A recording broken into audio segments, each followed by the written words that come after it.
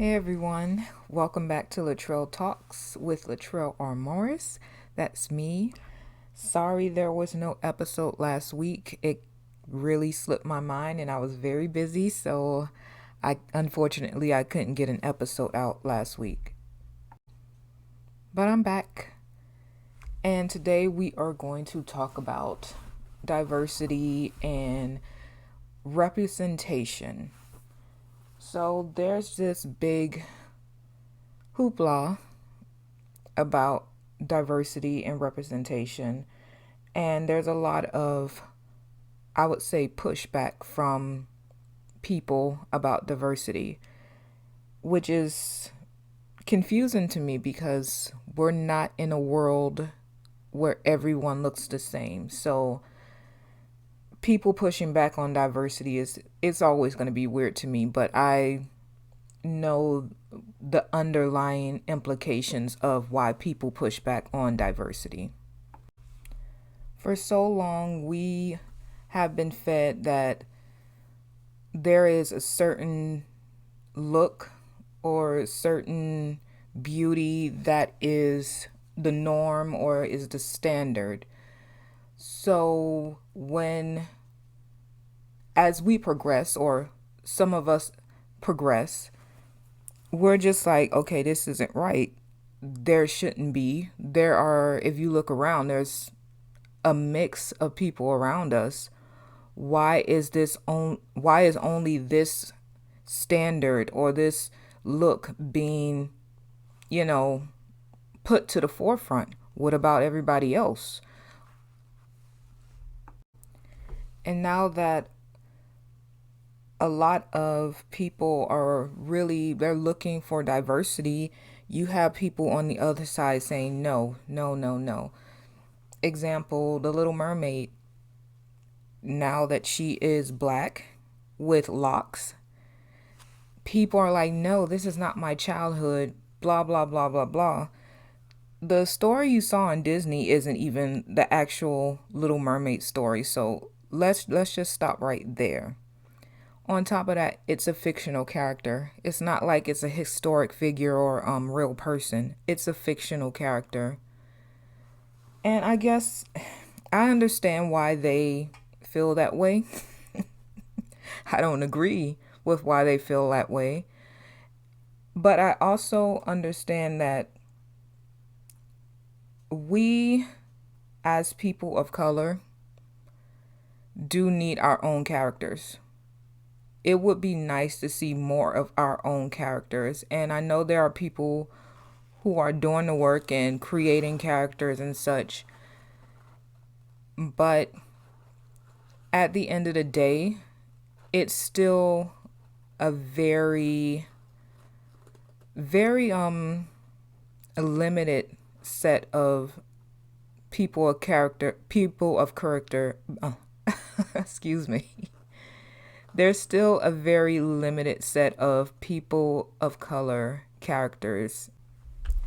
Now, as it pertains to writing in the writing world, there is still a very much lack of representation, especially for black characters. There seems to be this push as far as traditional publishing. The only stories, by black authors being pushed out there have to do with some type of trauma, some type of struggle that they have to overcome, and it's usually racial trauma. And we're just like, some of us are like, we want a different set of stories. Why do our stories always have to involve some type of struggle or some type of trauma or something? Why can't we just have like fun fantasy, fun loving, fun whatever type of stories without there being some type of racial implications behind it? Likewise, when we do get those stories that are just fun loving and whatever, I've noticed that they're being written by white people. I'm sorry, I know we're not a monolith, but as a black person, how can you feel that a story is authentic when it's written by a white person? In my mind, I'm like, how could someone who doesn't have that lived experience like really write a black romance? It doesn't, to me, it doesn't make sense. I know some people don't care. I mean, for me, it's really weird.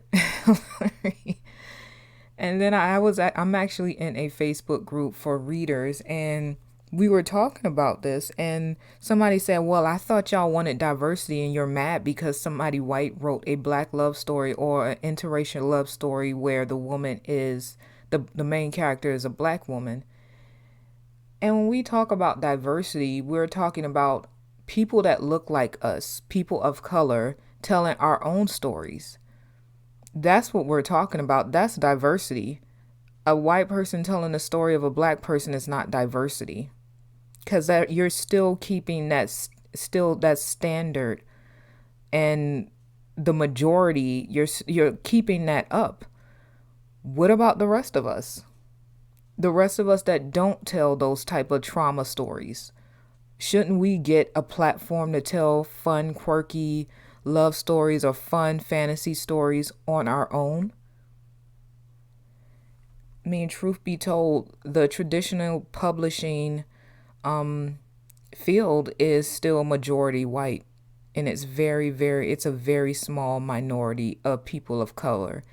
And if you can't sit there and look at that and think that if you sit there and you look at that and think that's not a problem, then you are a part of the problem. Now, I know people don't like to see themselves as a part of the problem, and people get defensive when you tell them they are part of the problem.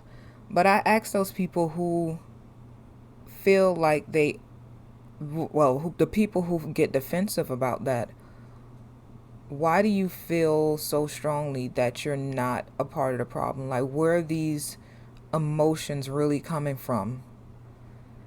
Just really think about it, because it seems like you're okay with upholding the standard. That's what it really comes down to it. You're okay with the standard being upheld while other people just get trampled on.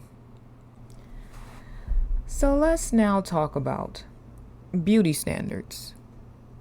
Now, we know in America, beauty standards are pretty European looking.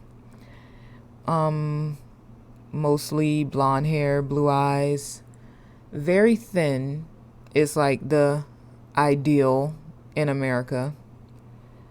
But then you have characters that aren't that ideal. And I like reading about characters that aren't the ideal, aka mainly people of color characters, mostly black women who are plus size or older.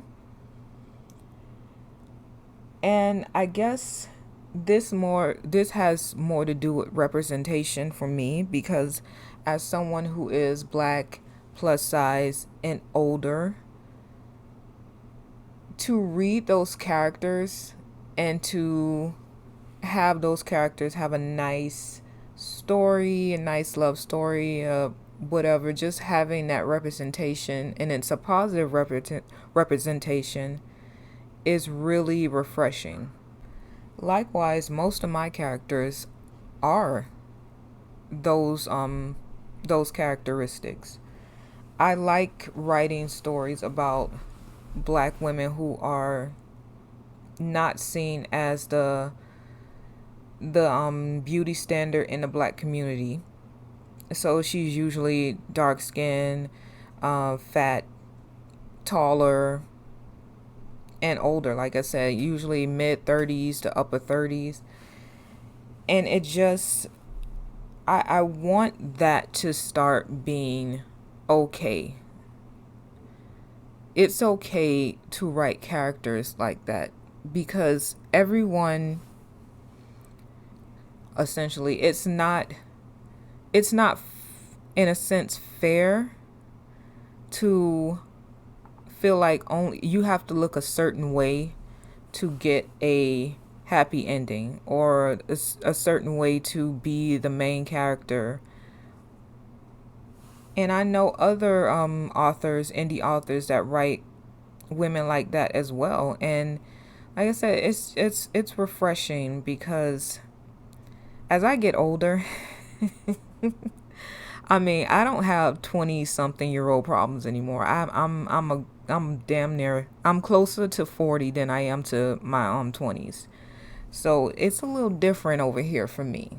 So it's really just really nice reading stories like that. And I read a book recently, and the name escapes me, but it was about a plus size black woman who, in a sense, got her happy ending.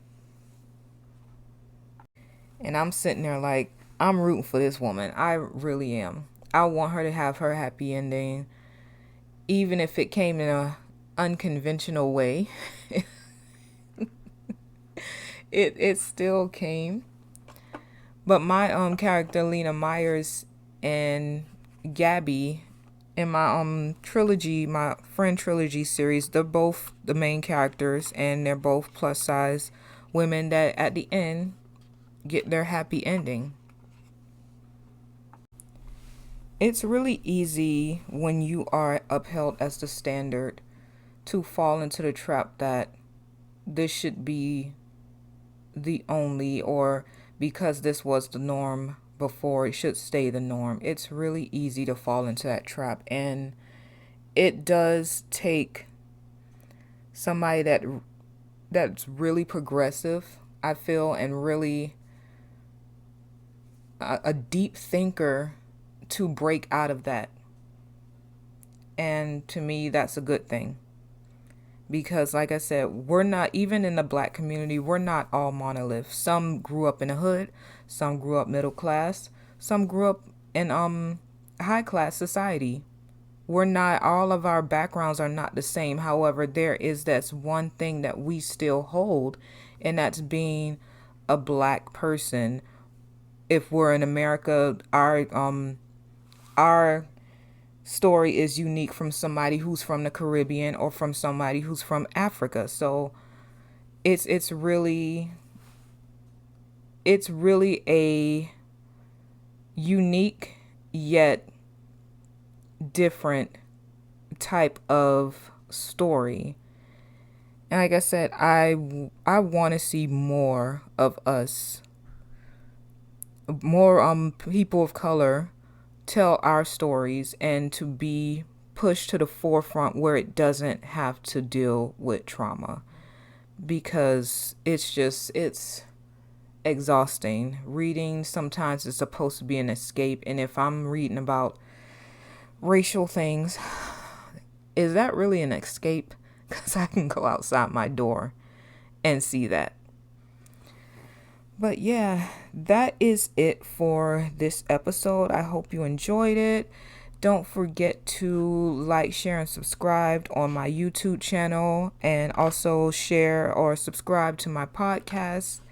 You can also find me on social media at latrellonmorris.com, and check out my website for updates on my upcoming books. I did a live a couple of days ago with the Coreyville Overview, which is my latest book that's going to be coming out July 18th.